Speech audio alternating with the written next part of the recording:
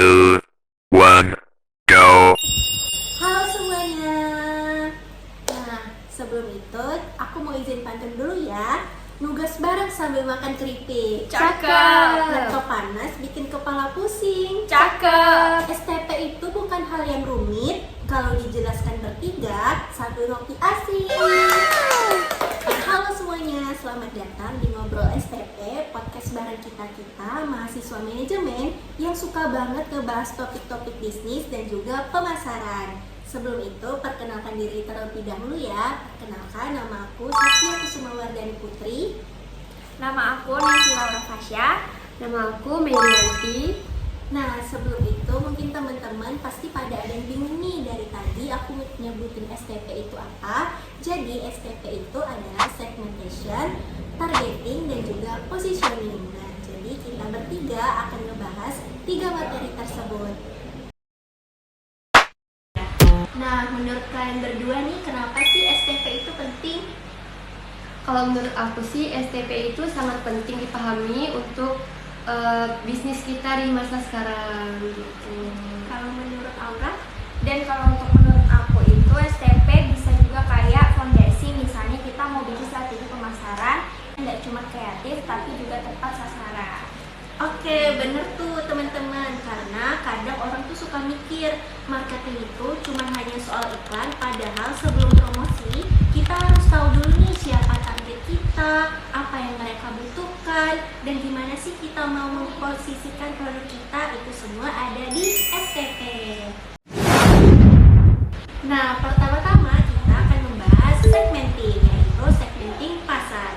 Oke, kita mulai dari yang pertama, yaitu segmenting. Nah, kalau menurut aku sendiri, pengertian segmenting adalah proses membagi pasar yang luas dan heterogen menjadi kelompok-kelompok konsumen yang lebih kecil dan homogen berdasarkan karakteristik tertentu.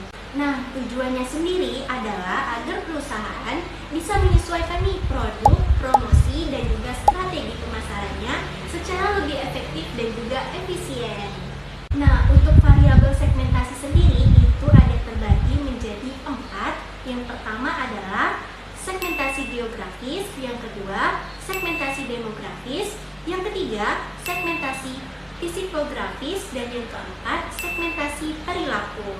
Nah, untuk yang geografis sendiri berdasarkan lokasi, yaitu kepada negara, provinsi, kota, dan juga iklim. Contohnya itu adalah pakaian musim dingin yang ditargetkan di daerah pegunungan. Untuk demografi sendiri berdasarkan umur, jenis kelamin, pendapatan, pendidikan, pekerjaan, dan juga agama. Contohnya adalah produk kosmetik wanita ditargetkan kepada wanita dari umur 18 sampai 35 tahun. Nah, untuk segmentasi psikografis berdasarkan gaya hidup, kepribadian, nilai-nilai, dan juga minat. Nah, contohnya adalah pada merek outdoor targeting kepada komunitas petualangan.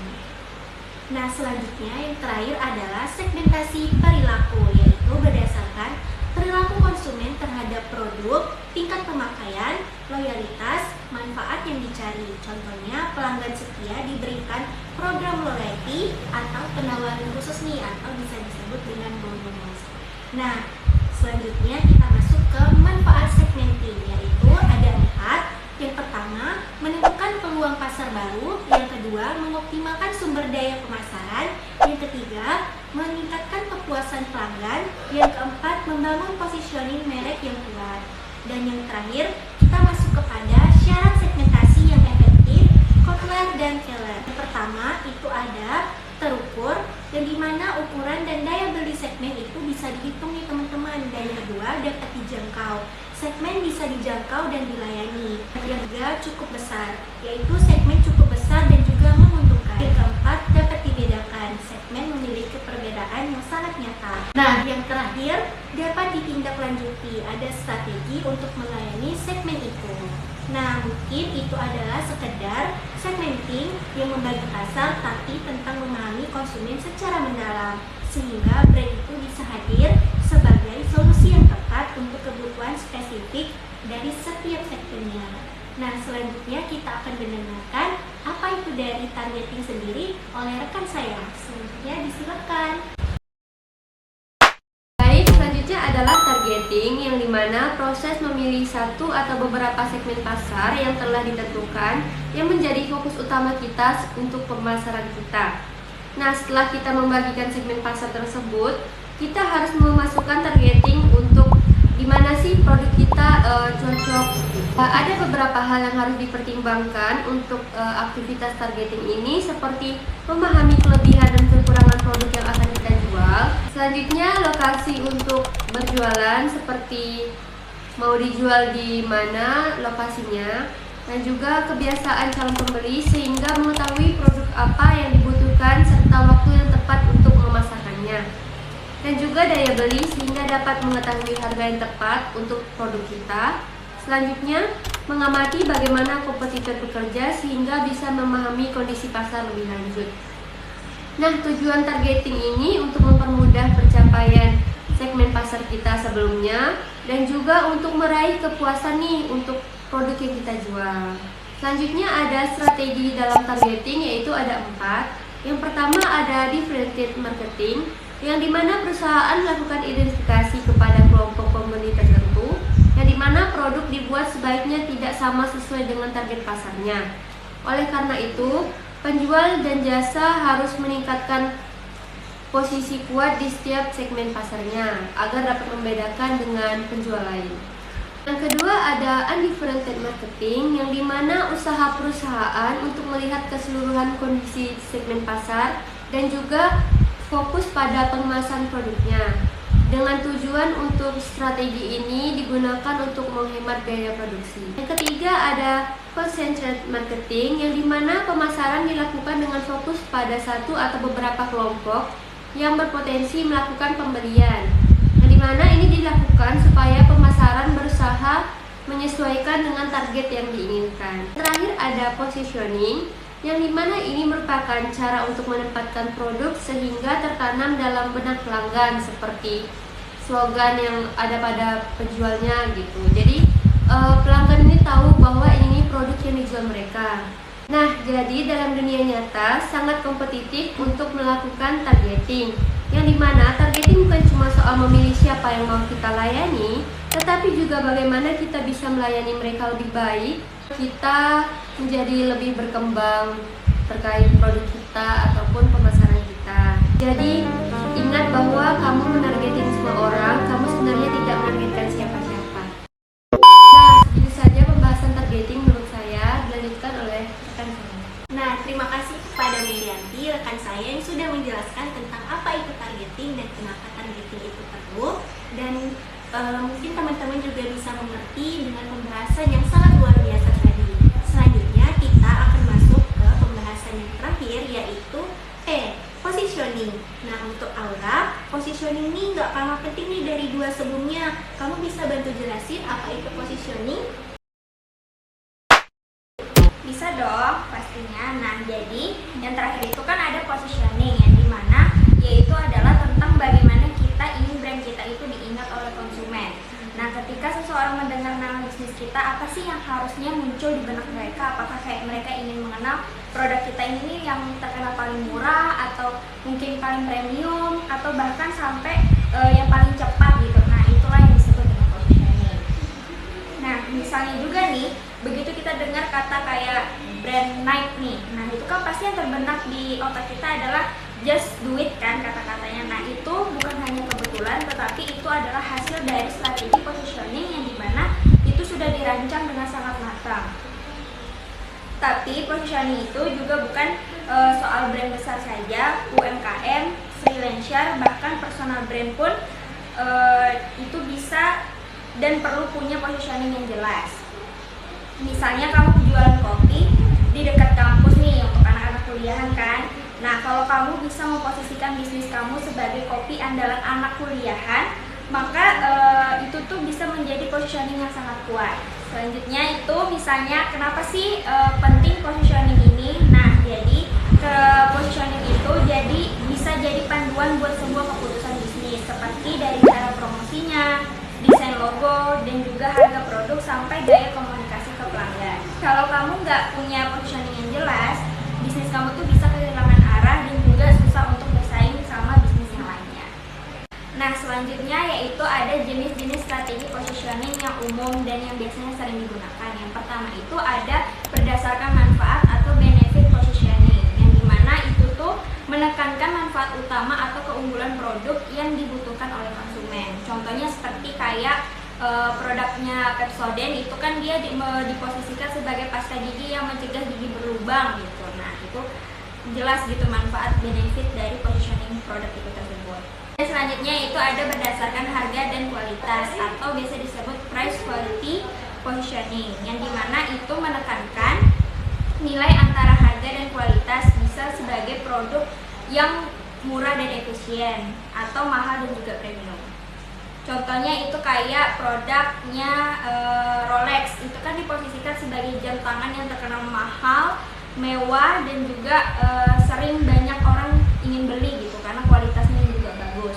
Nah, sedangkan kalau Lee Mineral itu sering tampil sebagai produk berkualitas tapi harganya itu tetap bersahabat. Selanjutnya ada berdasarkan pemakaian atau situasi, atau biasanya dalam bahasa Inggrisnya itu disebut use or application positioning, yang dimana fokus pada kapan atau bagaimana sih produk itu digunakan. Contohnya kayak Pocari Sweat. Nah, itu kan biasanya diposisikan sebagai minuman yang diminum itu lebih bagusnya saat berolahraga gitu kan, atau saat tubuh kita ini kehilangan cairan tubuh. Nah, seperti itu. Selanjutnya ada yang terakhir ini berdasarkan kategori produk atau product class positioning, yang dimana menempatkan produk dalam kategori tertentu untuk menonjolkan keunggulan yang dibandingkan dengan kategori yang lain. Contohnya misalnya minuman energen yang diposisikan sebagai minuman sereal yang diminum pada saat sarapan atau saat pagi hari gitu kan. Nah, itu bukan hanya susu atau bubur. Nah, jadi itulah dia penjelasan dari apa sih positioning itu dalam dunia bisnis. Nah, terima kasih kepada rekan Aura yang sudah menjelaskan apa itu positioning. Selanjutnya nih teman-teman, kita masuk kepada simulasi STP mini, yaitu bisnis aktif. Nah, mungkin dari teman-teman masih pada bingung nih karena kami belum memberikan contoh dan juga simulasinya seperti apa. Nah, yuk sekarang kita latihan bikin STP untuk bisnis yang aktif. Misalnya kita mau buka usaha catering sehat untuk sebuah mahasiswa. Mungkin dari rekan Milianti, silakan.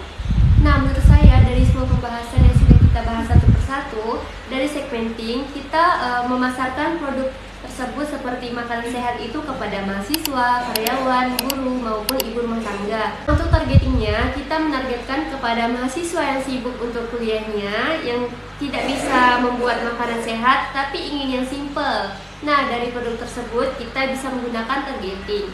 Selanjutnya positioning, di mana catering ini digunakan untuk mahasiswa mencari makanan yang praktis, sehat, dan juga untuk harganya ramah di kantong. Dan terakhir, slogannya bisa menggunakan slogan makan sehat tanpa repot. Wah, terima kasih kepada Merianti yang sudah memberikan segmenting, targeting, dan juga positioning, serta juga slogannya yang gak kalah kreatif. Selanjutnya akan dilanjutkan oleh rekan saya kepada Aura. Silakan dilanjutkan.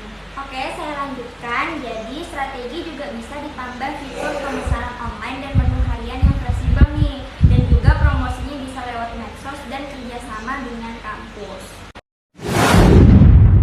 Nah teman-teman, kita masuk kepada akhir pada pembahasan kita hari ini, yaitu masuk kepada tahap studi kasus. Nah, kami mengambil studi kasus pada sebuah instansi ataupun perusahaan kepada perusahaan Gojek. Nah, kita masuk kepada segmenting terlebih dahulu, yaitu segmentasi pada pasar Gojek. Gojek membagi pasar berdasarkan beberapa dasar segmentasi. Yang pertama ada geografis, yaitu fokus awal di kota besar seperti Jakarta, Surabaya, Bandung, dan yang terakhir Yogyakarta, yaitu memperluas ke kota-kota besar lain di Indonesia dan juga Asia Tenggara. Yang kedua ada demografis, yaitu pada usia 18 hingga 45 tahun. Pekerjaannya mahasiswa, pekerjaan kantoran, UMKM, dan juga bisa nih untuk ibu rumah tangga. Dan juga yang terakhir tingkat penghasilan. Nah, menengah ke atas Gokar, menengah ke bawah Gorai. Jadi bisa disimpulkan untuk yang menengah ke atas itu bisa digunakan untuk yang Gokar, dan untuk yang menengah ke bawah itu bisa digunakan untuk yang Gorai atau yang untuk penggunaan sepeda motor. Dan yang ketiga masuk kepada psikografis, yaitu gaya hidup sibuk dan juga aktif, dan mencari kemudahan, efisiensi, dan juga kenyamanan nih. Dan yang terakhir, melek teknologi dan juga digital yang savvy. Dan yang terakhir, pada perilaku. Yang pertama ada loyalitas tinggi terhadap aplikasi yang multifungsi, mengutamakan kecepatan, kemudahan transaksi, dan yang terakhir pada keamanan atau safety-nya. Nah teman-teman, itu adalah penjelasan dari studi kasus segmentasi pasar Gojek kepada saya, dan selanjutnya akan dilanjutkan kembali kepada rekan saya yang membahas tentang targeting. Kepada rekan Mirati dipersilakan.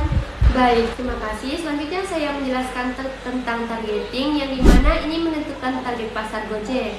Yang dimana Gojek menggunakan strategi differentiated dan micro marketing dengan pendekatan ke beberapa segmen nih, seperti yang pertama, target utamanya yaitu masyarakat urban yang membutuhkan transportasi cepat dan terjangkau, jadi bisa menggunakan Gojek agar lebih cepat dan hemat.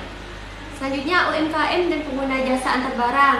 Nah, Gojek juga bisa mengantarkan barang-barang mereka yang tidak bisa diantar dengan cepat, sehingga bisa menggunakan GoSend atau GoBiz. Selanjutnya, konsumen digital yang menggunakan dompet digital seperti GoPay. Misalnya, sebagai mahasiswa nih jarang menggunakan uang cash atau uang tunai, bisa menggunakan GoPay. Selanjutnya, ada segmentasi pasar yang dimana Gojek ini menggunakan layanan GoRide atau GoCar yang dimana menggunakan transportasi harian targetingnya. Yang kedua ada GoFood yang dimana Gojek menggunakan konsumen yang suka memesan online, nah bisa menggunakan Gojek. Yang ketiga ada GoPay yang dimana seperti tadi sebagai mahasiswa yang tidak mempunyai uang cash bisa menggunakan GoPay. Yang keempat ada GoSend seperti pebisnis kecil, individu yang mengirimkan barang atau paket mereka dengan cepat menggunakan Gojek. Yang terakhir ada GoTex atau GoPulsa. Nah, misal kita membeli pulsa atau membeli paket kuota tidak perlu langsung ke counter, bisa menggunakan Gojek. Yang dimana seseorang suka membeli pulsa tanpa harus ke tempatnya, jadi nggak perlu ribet nih harus tempatnya, jadi bisa menggunakan Gojek. Yang terakhir kita pendekatan lokal atau micro marketing yang dimana menyesuaikan promosi dan layanan berdasarkan wilayah. Misalnya GoFood khusus untuk di Bandung atau di sekitarnya yang memiliki banyak penjual makanan nih, nah bisa menggunakan GoFood. Dan terakhir mengembangkan mitra driver dan merchant di daerah masing-masing. Nah jadi setiap daerah nih pasti memiliki banyak pengguna Gojek atau orang yang kerja di Gojek gitu. Nah, terima kasih kepada rekan Mirianti yang sudah sangat memberikan materi yang cukup dimengerti terhadap studi kasus bagian targeting. Nah, selanjutnya kita akan masuk kepada tahapan positioning. Kepada rekan Aura dipersilakan. Nah, jadi selanjutnya yaitu ada positioning yang dimana posisi Gojek di benak konsumen. Nah, tapi sebelumnya positioning statement Gojek itu adalah untuk masyarakat urban yang sibuk. Gojek adalah aplikasi super asal Indonesia yang menyediakan berbagai layanan on demand dalam satu platform dan memudahkan hidup sehari-hari secara cepat, aman dan juga efisien. Nah, jadi di sini strategi positioningnya yaitu ada kepraktisan yang dimana semua layanan tersedia dalam satu aplikasi. Dan yang kedua yaitu ada lokal dan dekat dengan masyarakat, seperti menyediakan lapangan kerja untuk ribuan mitra lokal. Selanjutnya ada inovatif dan digital friendly yang dimana itu bisa lewat GoPay, fitur chat driver dan juga integrasi GPS. Dan yang terakhir ada ramah pengguna dan inklusif, yaitu bisa untuk semua kalangan dari pelajar hingga pelaku UMKM. Selanjutnya di sini aku akan kasih contoh aktivitas positioningnya, seperti iklan dengan narasi hashtag pasti ada jalan.